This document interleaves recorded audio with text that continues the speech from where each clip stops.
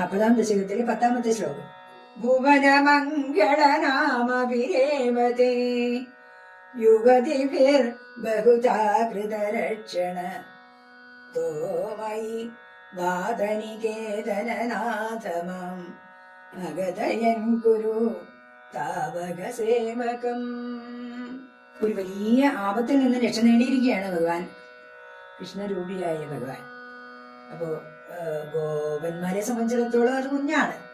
കുഞ്ഞിന്റെ രക്ഷയ്ക്ക് വേണ്ടി ഭഗവാനെ തന്നെ വിളിച്ച് പ്രാർത്ഥിച്ച് വേണ്ട വഴിപാടുകളൊക്കെ നടത്തുകയാണ് ഗോപന്മാരും നന്ദഗോപുരും ഒക്കെ തന്നെ.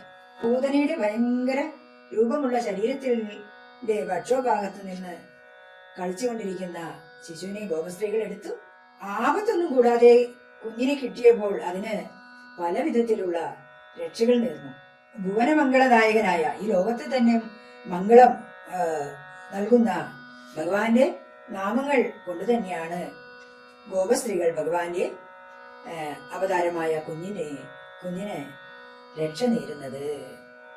ഈ കുഞ്ഞ് ഭഗവാൻ തന്നെ എന്ന് അവർക്കറിയില്ലല്ലോ. അപ്രകാരമുള്ള ഗുരുവായൂരപ്പ, എന്റെ രോഗങ്ങളെ ഇല്ലാതാക്കണമേ, അതുപോലെ തന്നെ അങ്ങയുടെ സേവകനാക്കി മാറ്റണമേ എന്ന് ഭട്ടതിരിയോടൊപ്പം നമുക്കും പ്രാർത്ഥിക്കാം. ഭുവനമംഗളനാമഭിരേവതേ യുവതിഭിർ ബഹുധാ കൃതരക്ഷണ ത്വമയി വാദനികേതന നാഥമാമഗതയൻ കുരു താവക സേവകം.